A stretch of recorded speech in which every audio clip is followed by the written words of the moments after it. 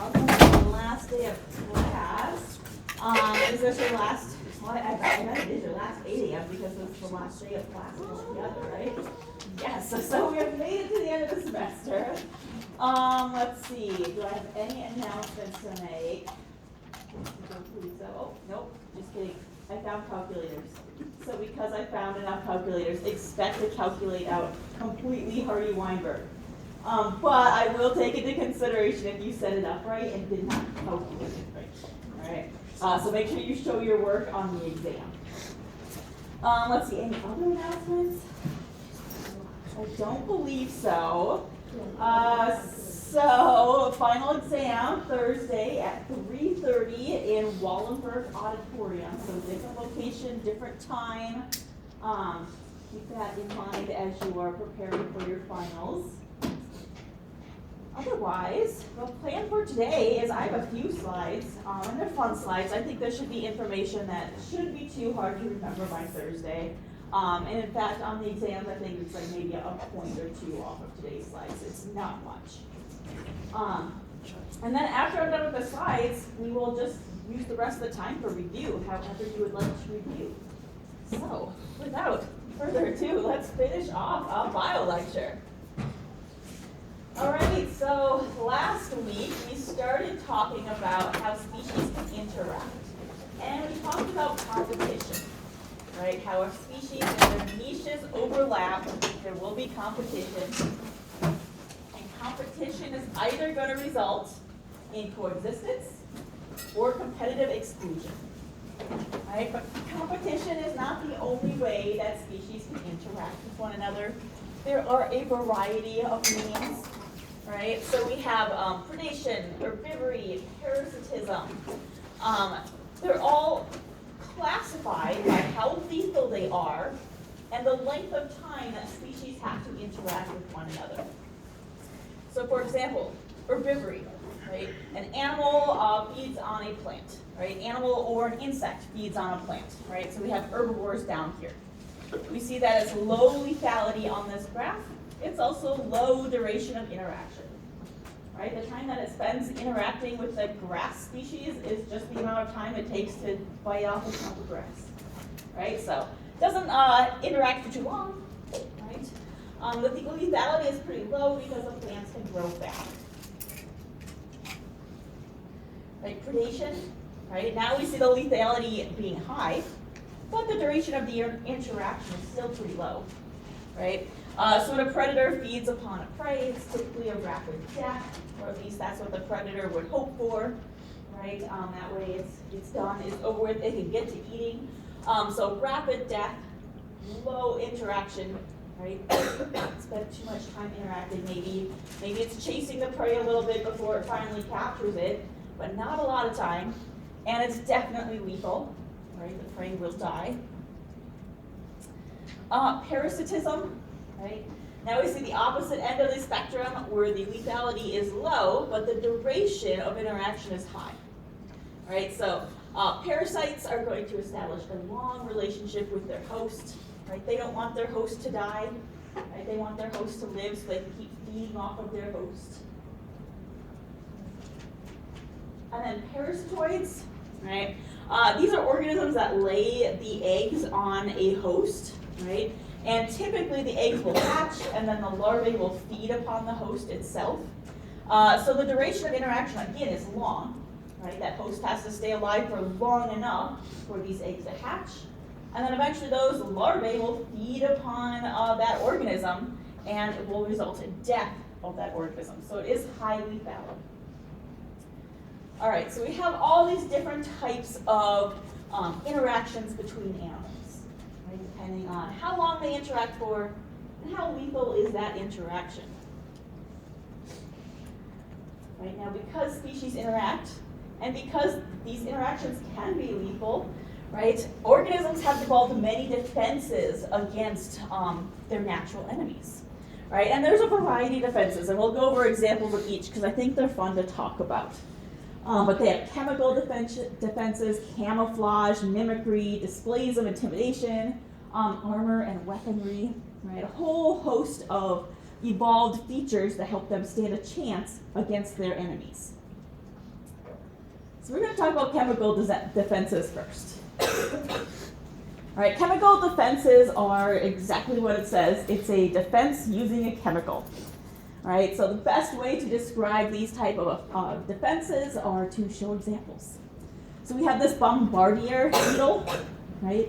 When it feels threatened or when it's attacked, it's actually going to spray a hot, stinging liquid onto its predator. Right? You can see here the predator is some forceps, some tweezers, right? And it's ejecting that hot spray against an attacker in hopes that that attacker will back off, right?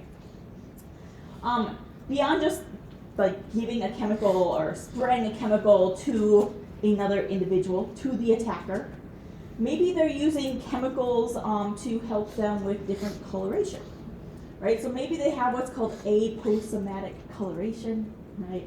I don't expect you to know that word, but it's basically a warning coloration advertising that it's poison or it's not going to taste well, right? So these poison dart frogs, right? They are bright blue to tell their predators, hey, don't eat me, right? I'm poisonous, right? So they're advertising that they're poisonous using this chemical feature in their skin, right? So predators, hopefully, will not eat it,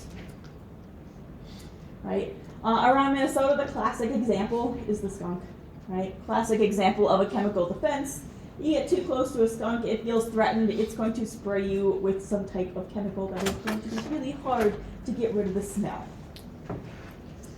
All right, so chemical defenses, right? Plants also have chemical defenses. This is not just specific to animals, right? Plants typically have what we would call secondary metabolites.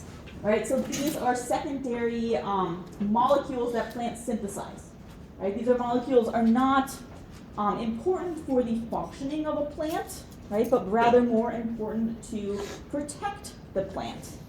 Right, so secondary metabolites might be things like nicotine and morphine, cocaine, caffeine. These are all secondary metabolites originally derived from the plant to protect itself against predators. Right. Latex is another one of these, right? Latex, if you've ever seen like a milkweed and broken off a stem and it has this milky white substance, That's right? where it comes from? Not necessarily where it comes from, but it's latex components in this milky substance, right? That latex component, if ingested by organisms, can have heart effects in many vertebrates, right? So it can cause heart cardiac glycosides, right? Stumbling over my word this morning. But it can have effects for the heart of many individuals that might eat it, right? Caffeine is a natural insecticide, right? Caffeine will actually paralyze insects, right? Now we've harnessed a lot of these secondary metabolites for our own use. I saw many of you at the steamery this morning. We need our caffeine. There's also other types of secondary metabolites like jasmonic acid, right? This is something that maybe isn't familiar to you, right? But it also acts like an insecticide. And in fact, what jasmonic acid does is a plant, when it gets eaten, it's going to release this acid. Other plants are going to sense this compound and start building up their own defenses against the predators that they know are coming. Right, so plants can also interact with each other using some of these secondary metabolites. All right, the other way that they can defend against predators are camouflage, right? So some examples might be like the seahorse, right? It kind of camouflages into the coral behind it. It could be like this octopus, right? Some octopuses have the ability to change their skin according to the background that they are in. Right? Owls are really good at camouflaging themselves. You can see this owl up against a tree. Right? There are frogs that look like leaves. There's an animal in this picture that just popped up. Can anyone tell me where it is and what it is? It's like a leopard.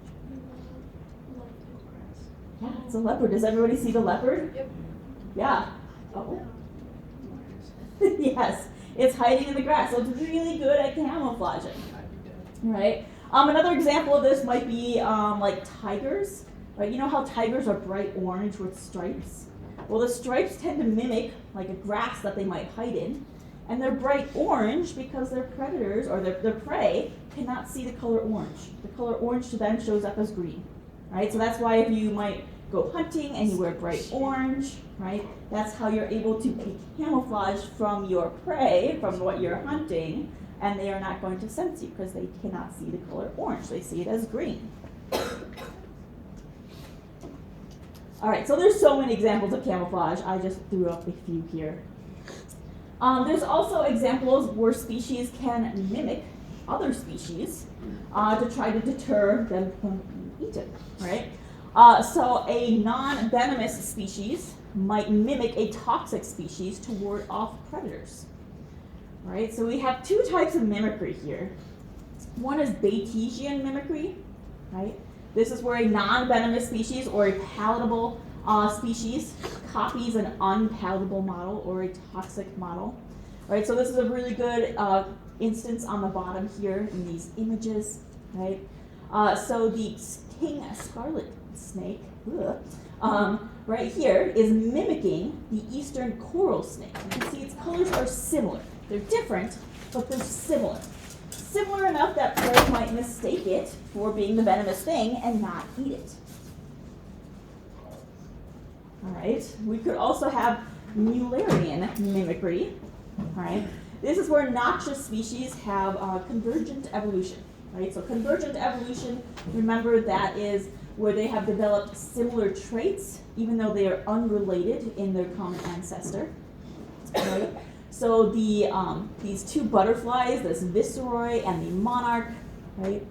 They're both noxious. They're both toxic. You don't want to eat either of these, right? They are?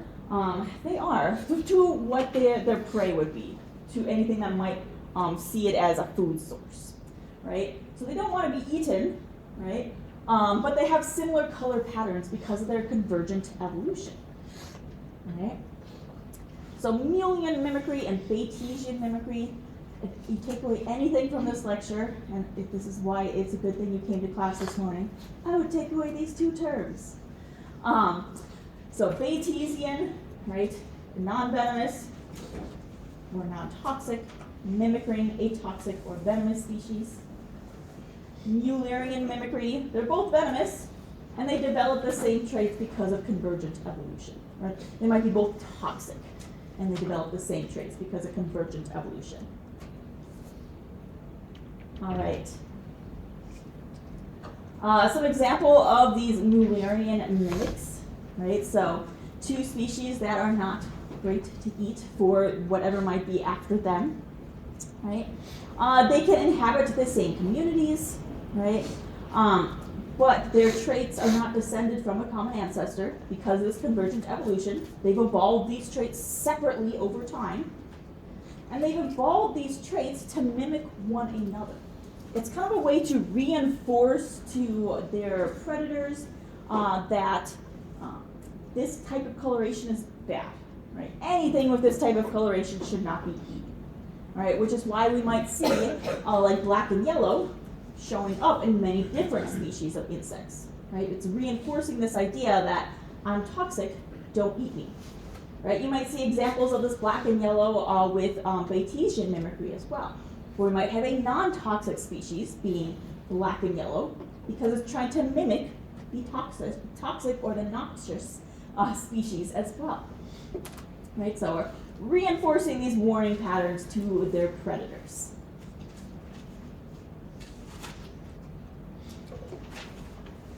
All right. Organisms can also have displays of intimidation, right? So they might try to deceive their predator into how easy it might be to capture them, right? Again, there's a lot of classic examples of this. The pufferfish, right, puffs up because it's trying to show that it's bigger than it really is, right? Makes it look threatening to other predators. Has anyone ever seen a pufferfish skeleton before? Oh, they're really interesting. There's all these really teeny, tiny, detailed skeletal parts all kind of like intertwined. Lucy, I'll come back to you, okay? No, I was saying that I have seen it. Oh, you have seen it. Perfect, yeah. They're really cool. I would encourage you to look it up. This owl, this image is a little washed out on the screen here, but this owl is making itself look big because it perceives this cat to be threatening, right? So it's saying, I'm really big, please don't attack me because I'm much bigger than you, you're not going to stand a chance, right? It's trying to be perceived as bigger. The cat's exhibiting the same behavior. The cat is, yeah, exactly. This lizard is also kind of flaring up, and I don't know what it's called on these lizards, but they have a feature kind of like, they look like big ears, right? And they flare up to make them look bigger than it actually is. Again, display of intimidation. I thought I had another picture there, but I didn't. Another way that we can, or that organisms can fight back against the predators is by simply having armor or weaponry built into the organism itself, right? So this might be things like turtle shells, right? The turtle shell is a defense mechanism. So are exoskeletons of a lot of bugs, right? Bugs, they're hard on the outside, right? Horns and antlers can be used in defense, right? Sometimes they're used in mating rituals, sometimes they're used in defense.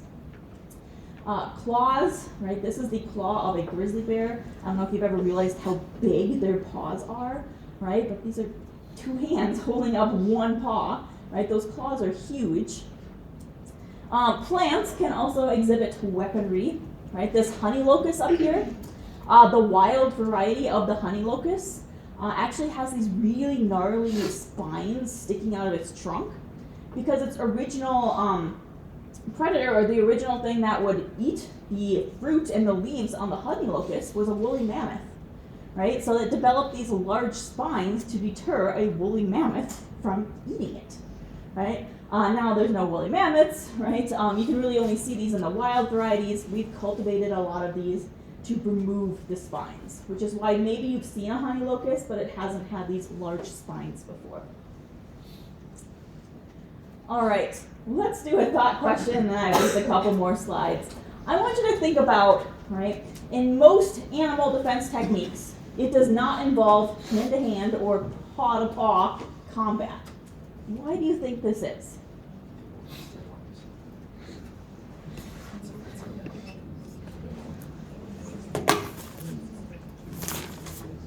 Taking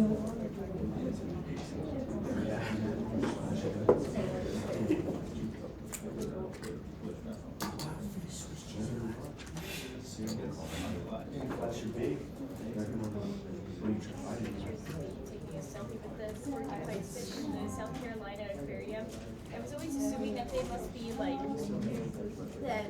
they're a variety of pufferfish, and I always assumed that like they would just be more skittish. For whatever reason, porcupine fish are very fond of yeah, they would really excited when someone would come out of their tank and they would like swim as fast as possible. And they would like, you would walk over and then they would like follow you. Yeah. So most of this are going to be same type of question. Aquarium, yeah. It was a tank, but like I guess I also would have assumed that they would have at least been like scared of people tapping on the glass or something like that. Especially since they would like swim straight up to the glass. Yeah.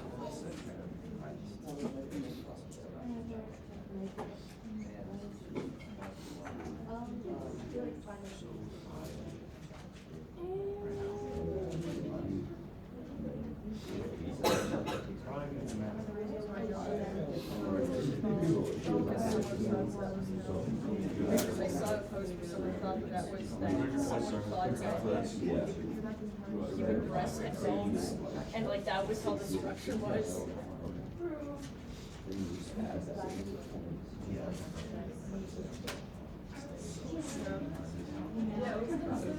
There's so many of them. Sometimes wonder if like, wow, how often does this person go outside?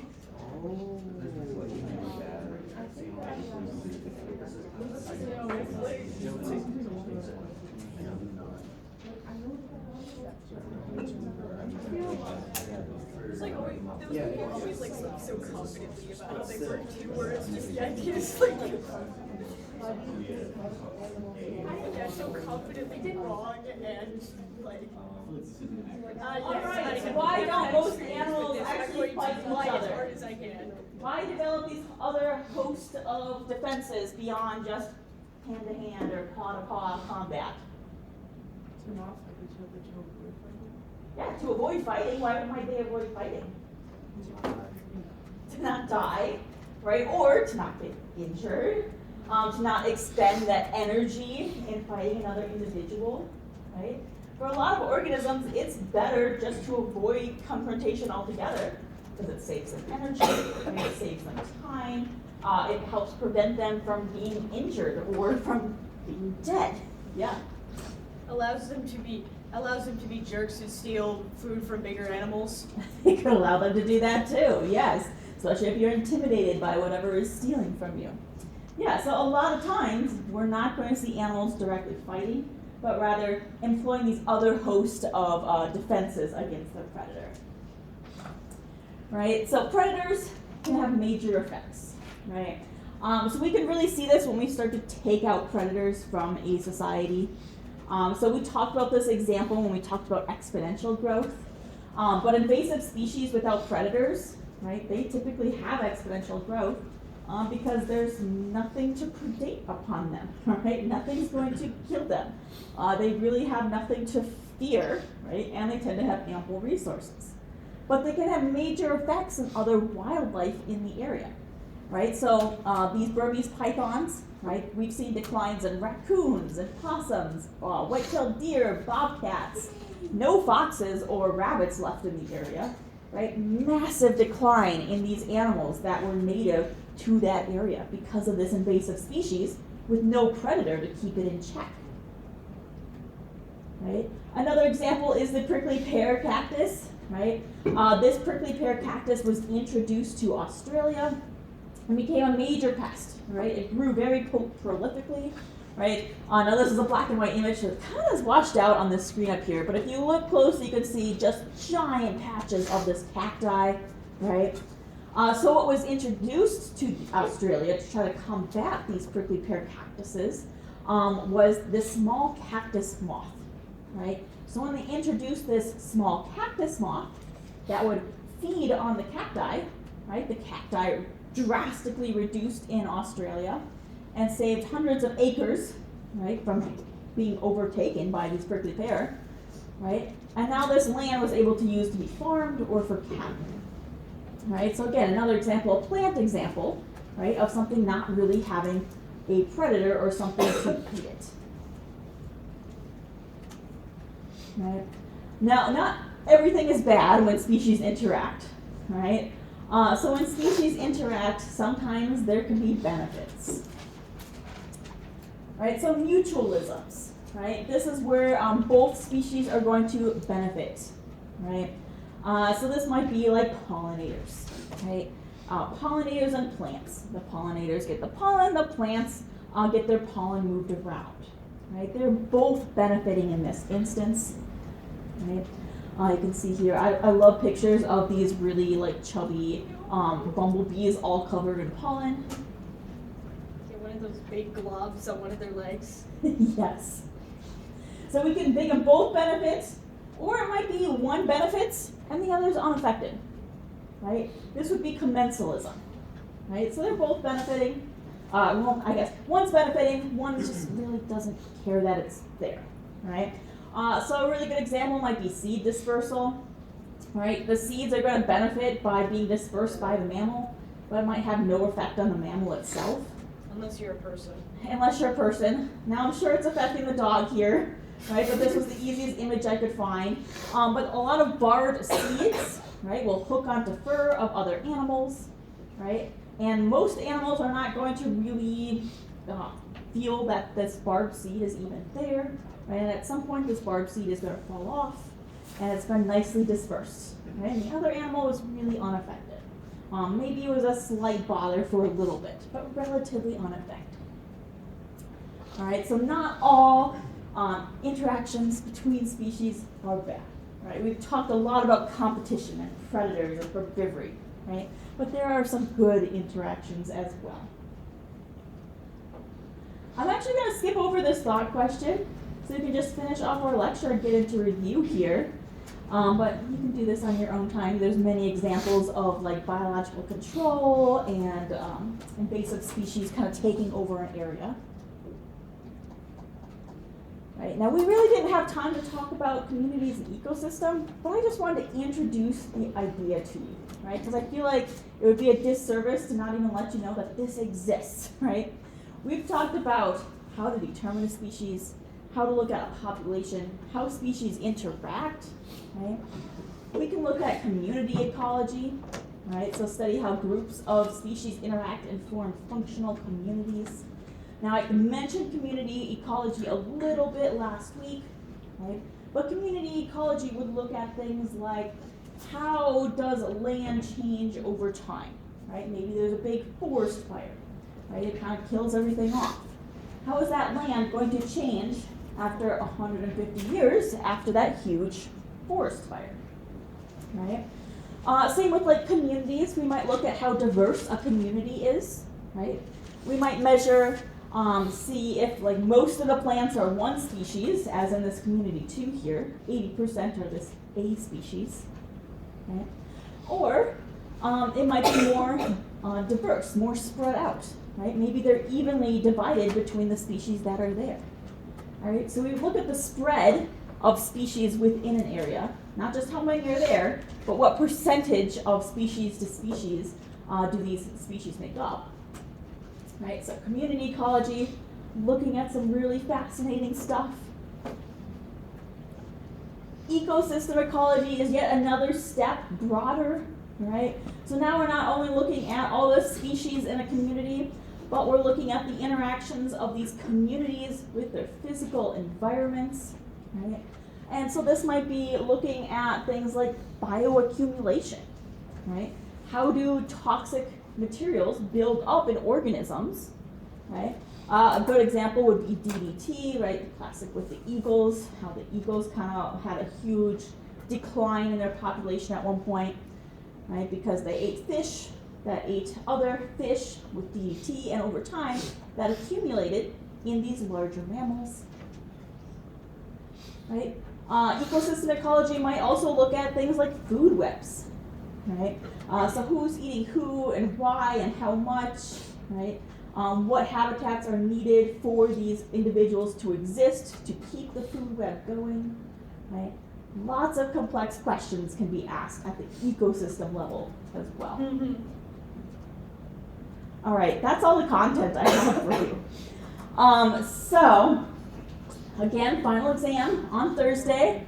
I do have this missed assignment form if any of you have yet to take advantage of it and you want points back for something you missed, right? I'm happy to do it. Moodle doesn't tell me if you submit anything late, so I have you submit this form. And then the college would like you to take this natural science assessment. If you were in lab, you probably also took this assessment for lab. This one is asking about the assessment for motion. Other than that, I'm going to leave this up for a couple of minutes. We can review for the exam. I do have some example questions like I typically have on Moodle. And then any other questions you want to ask, I'm happy to review. Or if you have no questions and you just want to head out, that's okay too.